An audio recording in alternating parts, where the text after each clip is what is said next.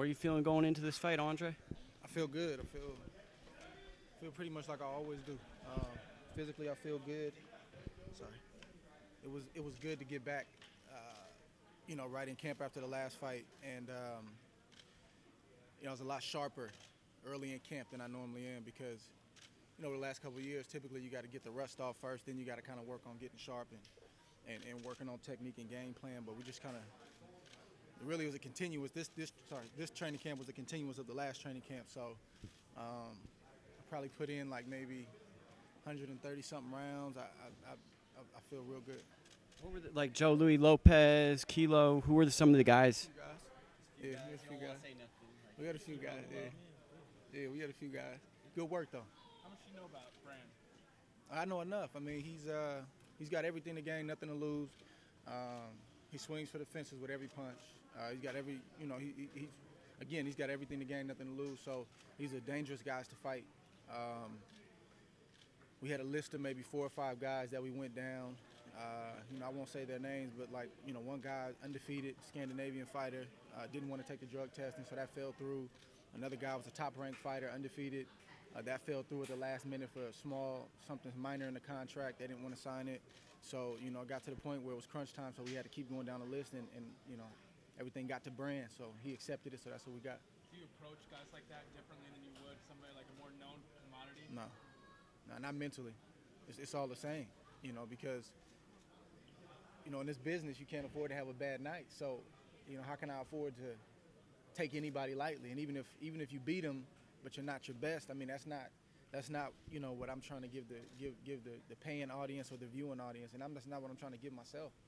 So I don't look at it like that. I mean, the camp is still the same.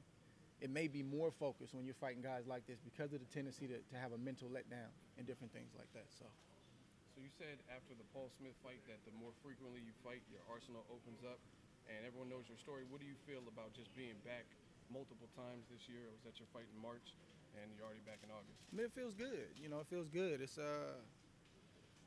feels good. I don't know how much stock you can put into the last couple years. I mean, it's a lot of people are talking about it, but people got to also, they have to weigh in the fact that the amount of time that I have been doing this, which is all my life. And if you look at like Floyd Mayweather, he took a couple hiatuses, and it may have given him 2 or 3 more years. It was a mental break. It was a physical break. He wasn't taking punishment. And obviously because people aren't around us all the time, you don't quite know the punishment that our bodies take. I mean, my recovery process from night to night, I mean, just even last night between everything I had to do, I didn't get to bed till midnight after I worked out because, you got to ice, you got to do this, you got to do that. And taking those couple years where maybe you're not fighting as frequently, it's not always a bad thing, especially late in your career. Andre, third fight is light heavyweight. How you feeling? Second fight. Well, technically third. Yeah, you're right. How you feeling with the weight? I feel good, man. I get to eat a little bit more, like I said last time. I'm a little bit happier fight week. Maybe eat a little bit more. You get to do a little bit of everything more. You get to eat, you get to drink. You don't have to. The training is still the same. Slight differences moving up in weight, but it's rough making weight, man. It's rough making weight, and I'm getting older. I'm not getting younger, so that metabolism slows down a little bit, gets a little bit harder. So 75 is good. I'm happy. How's fighting at home? Sometimes it's a double-edged sword because you're fighting in front of the hometown crowd. Is it more pressure, less pressure? It's a lot of pressure to fight at home. But we've been here, enough times where, there shouldn't be any mental letdowns. There shouldn't be nothing outside of what the task is should be distracting us. Doesn't mean that it's not going to distract you, but it really shouldn't at this stage. I mean, we're professionals. We've been doing this a long time, like I said, and we should know how to, get engaged when it's time to get engaged, like now. And then when to tune things out and stay focused on what we have to stay focused on. Because even fighting at home or fighting away, there's different challenges and there's different distractions, but there's distractions the whole time. You're still gonna have people calling, you're still gonna have people, asking for things or wanting things, and it's just part of what comes with the territory. So you got to kind of learn how to balance it. Shakur Stevenson wanted me to ask you because you're his favorite fighter and you're kind of like his idol. And That's I my talked boy. to him this week, and he wanted me to ask you directly his Olympic week. He wanted advice from you or just your personal experience for what he can expect, what few of us get to understand. Yeah, no, we've talked about it before. It's tough because I kind of came up, sound like an old man right now, but I came up a little different in my day. Verge was the type of coach where you get away from everybody. You turn your phone off. I mean, we didn't have Snapchat in 2004. We didn't have Instagram in 2004. At least I wasn't using Instagram. We had a room that we all had to go huddle around where there was like desktop computers where we all had to get news about what was going on, and we had to, man, it's my turn. Let me get in there. We had to, that's how we got it. But now, in 2016, I see the team, USA team, they're Snapchatting, they're Instagramming. So part of you wants to tell them, shut it down, do it like I did it, but that may not be the right thing. He knows what he has to do. He's been winning for a long time. All those kids know how to do it. The key is just understand why you're there. Understand why you're there. Understand that you're not going to get this moment again. We don't typically repeat as Americans when we go to the Olympics. So just understand why you're there and take it serious, man. And I think everything else will fall in place. Is he your pick for gold? I think we have, several people, male and female, that can win gold medals, but he's definitely one of the top picks. He's a winner. That's simple. Kid knows how to win. Can you explain to the casual fan what it takes to make a fight like this, and how small contractual details like drug testing and money or whatever the case is, not mentioning no names, how it can make the fight fall through? Because casual fans like to say, well, he's scared and all of that, well, and not knowing the business of boxing. Yeah, when people say other people are scared, sometimes people are scared, but at this level, I haven't seen a lot of scared people. You know what I mean? A lot of times it's not the right situation or like you said, something contractual. But I can only speak for me. Like, my goal has always been to, as I've gotten deeper in my career, is to gain more control.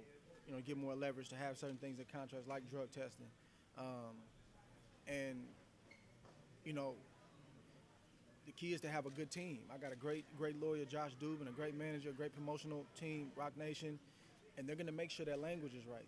They're going to make sure that the details are right. And again, the casual fan, they just want you to get in there and fight. But, you got to understand where they come from. There's some ignorance there because they don't know.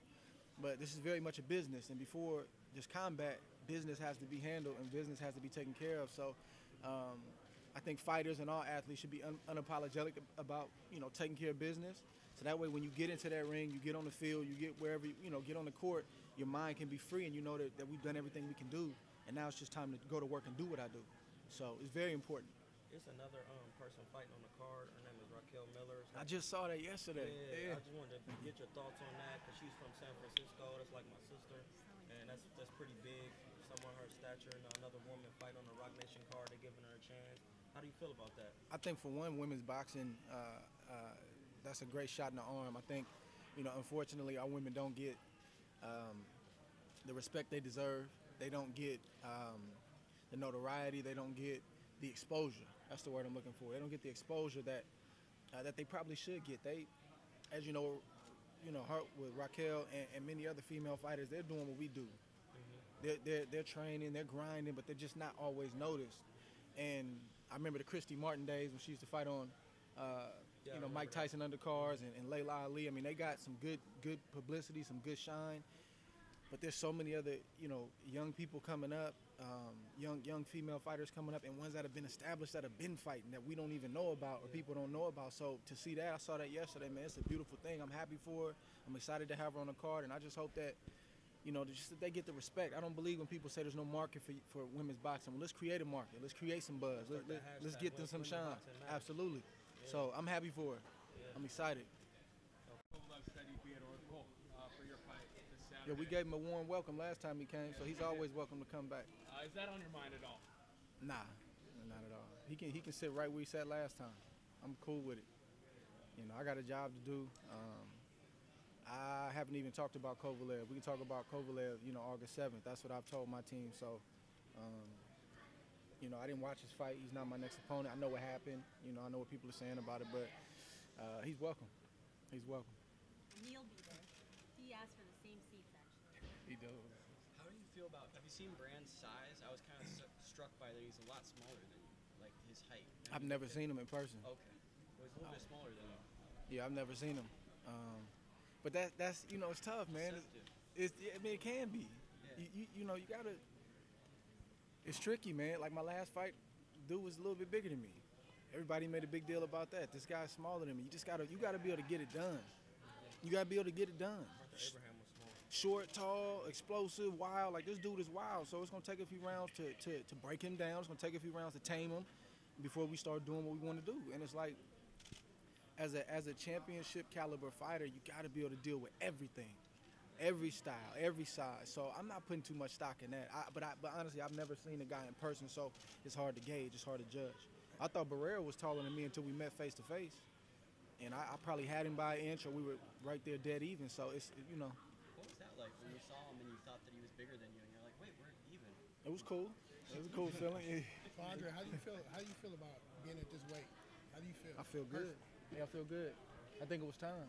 I mean, how long can I linger at 168 and call for the big fights and not get them? You know what I mean? It's funny because I'm not saying my way is right. I'm not saying that I have all the answers. But one thing about me is I'm honest and I'm real. You know, I've heard people say he needs to be more outspoken. Outspoken about what? Well, I mean, you have a lot. No, I'm not asking you. I'm just kind of like making a rhetorical question. Like outspoken about what? Like, when I speak my mind, you have the critics that say, "Oh, he needs to shut up. He talks too much. What is he saying?" And then when I don't say anything, I need to say more. Well, I think people should just let people be who they are. You know, I'm the type of person where, you know, I'm not going to comment every day about every time somebody says something about me. I know what's being said. It's my job to know. But I process it a little bit different, and I use that fuel a little bit different. And then when I speak, I want to chop the head off. I want it to mean something. I'm not going to be on the internet every day. That's just not me.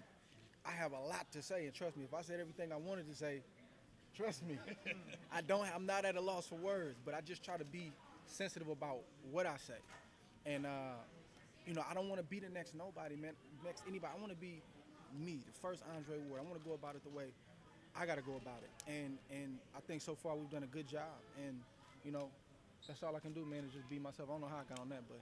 I have a background question. Do you actually watch tape of fighters, or do you leave that up to your coaches to watch tape, or how do you opponents? Your opponents. Yeah. How do you approach that strategically when you're going for a fight? Do you actually watch tape of the opponent, or do you let the coach do it and y'all come up with a game plan like Verge, or how do you do, or did you used to do that back in the past, or how does that work? I think for me, it's probably evolved over the years. Like I honestly don't watch as much boxing as I used to, like current boxing. I have a lot of guys, like I love, you know, the local guys, the guys that, you know, are from the Bay Area, or certain guys that I know, you know, that I talk to on the phone or support. You know, I'll definitely tune in for that, but I don't just watch boxing like I used to. But in terms of my opponents, it's funny. I think it just comes with experience. Like I can watch them one time and watch 2 or 3 rounds, and I know what I'm dealing with. Okay. And typically I'll watch a few rounds, you know, probably the best fight they've had, best performance. I'll take that fight, and then I won't watch a lot of tape, but I still have it in my head. I know what I looked at, and then probably a week or 2 before the fight, I'll go back over it again. But Verge, he watches it all. 2, 3 in the morning, he's watching it. He's calling me about all kind of stuff. Yeah, hey man, I'm like, man, I'm trying to rest today. It's my rest day, man. I'm trying to get boxing off my mind. I know, but man, you know, when this guy dips down, you gotta. So he stays on it. Okay. He loves it. That's who he is. But it's funny, as I've gotten older, like I watch enough to see what I need to see, but I also try to leave room for my instinct. Because for me, when I overthink, I don't perform as well as I should. I kind of see what I need to see. Okay, boom, and it's like, okay, you gotta figure this out on the fly. And that's when I tend to shine a little bit better. So, now I talked to someone you've known since childhood, Nonito Donaire. I asked him about Andre Ward versus Kovalev if that fight comes off, and he says you have the ability to take your opponent's best weapon away. So, from the mind of a fighter, what are you thinking in there? Because I've seen that in several fights. Edwin Rodriguez, as the fight progresses, you start stripping them away of what they do well. I think that skill got developed as a kid. I mean, this ring right here. In the first gym I trained at in Hayward, like Verge was a really, really good coach, and he's probably the last of the dying breed of the great teachers, and I've said that before. He's not just a coach, he's a teacher. So, you know, I've been in here with pros, you know, at 14 years old, seasoned veterans, hitting me on my head, you know, trying to discourage me, trying to bully me. And I would go back to the corner and I say, man, he hit me on my head. Man, he's pushing my head down. And he would calmly say, well, make him stop. In other words, figure it out. And having those sessions in here year after year after year, where I had to get my respect in here first before I ever got into the spotlight. You know, I had to learn how to adjust in here first before I ever got a chance to adjust in a big fight. So it started here, and I think it just carried over. And even today, you know, we bring in top flight sparring.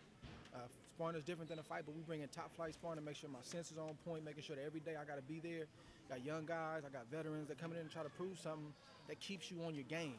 And me, I don't like to lose a second of a round. So even on days when I may come in the gym tired, I'm trying to figure it out mentally. And it may not be my best day offensively, but what can I do to offset him? Okay, this dude loves the right hand. How can I take that away from him but exploit his weakness? That's constantly on my mind. It's taking away their strengths and exploiting their weaknesses. And I think it just shows, you know, when the lights come on.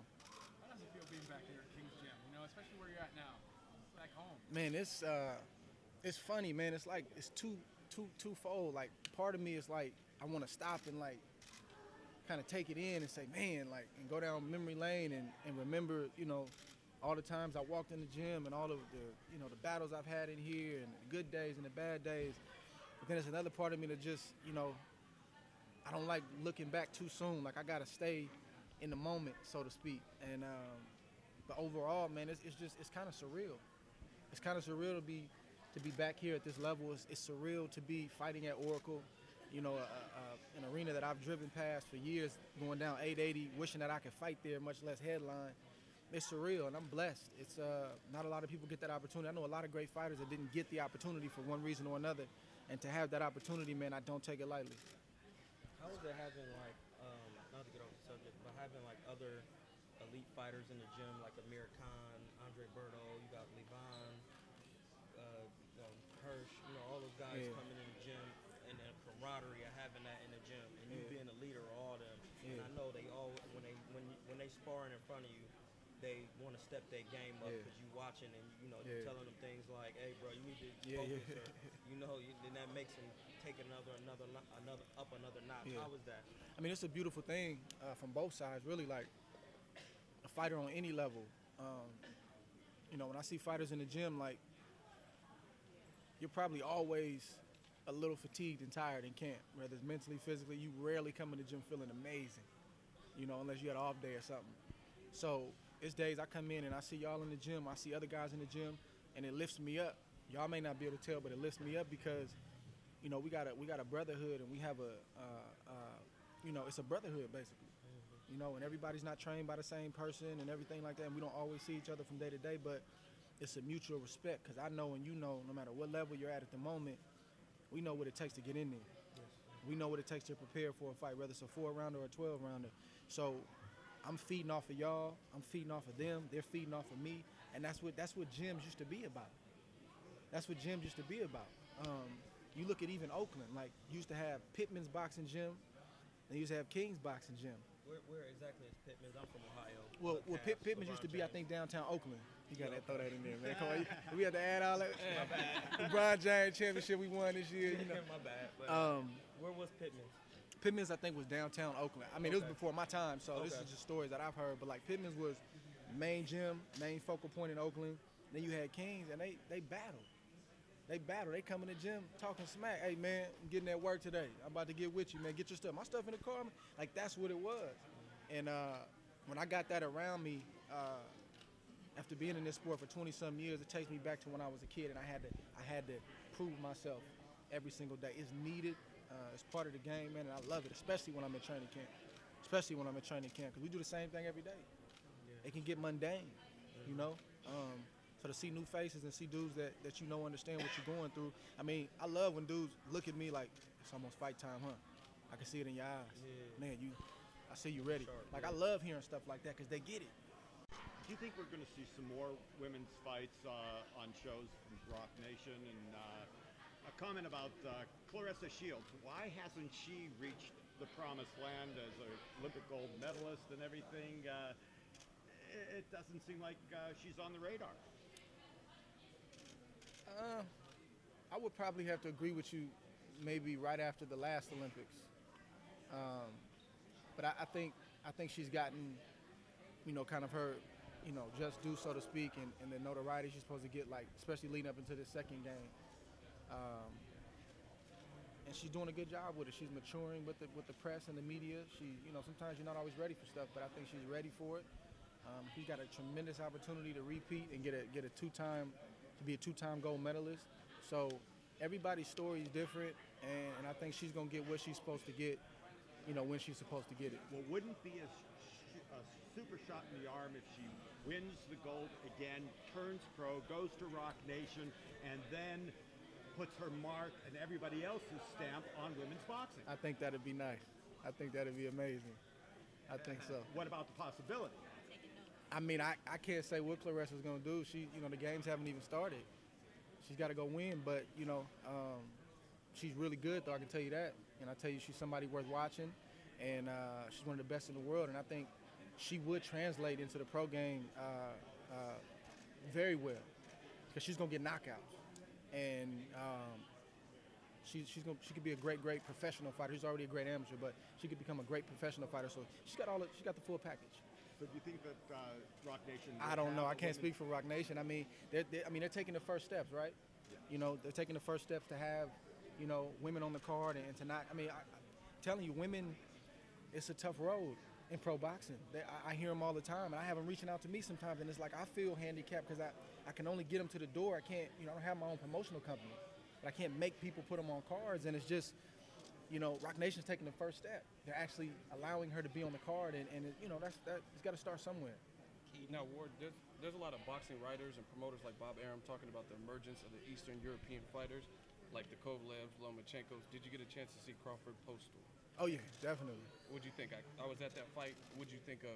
Because some people are comparing it to your fight with, like, if you fight Kovalev, just the mesh of styles. I mean, What'd you think of Postal? man, like Postal individually? Well, Postal Crawford. I mean, it was a great fight. I mean, he did what he had to do,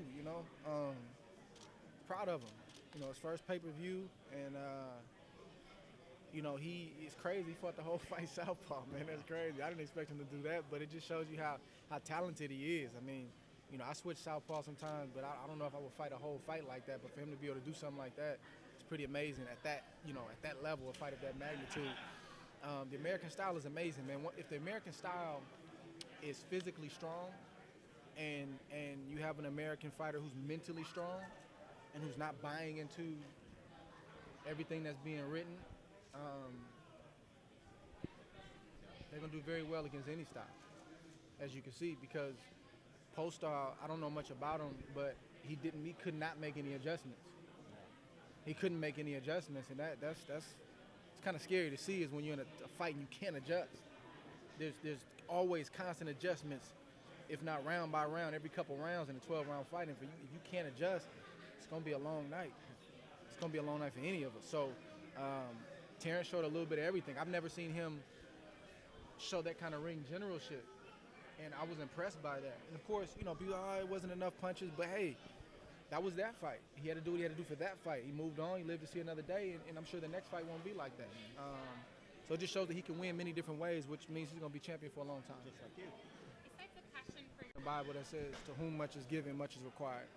And he's given me a talent. I'm probably not the most talented, but he's given me a talent, and I just want to make sure that, I use it as best I can. I'm running my race right now in this professional game, and I want to, when I look up and look back and say, man, I'm done, that's it. I want to look back and say, man, I didn't cheat anybody. I gave it everything I had, and this is what I have to show for it. So finishing strong is really important to me.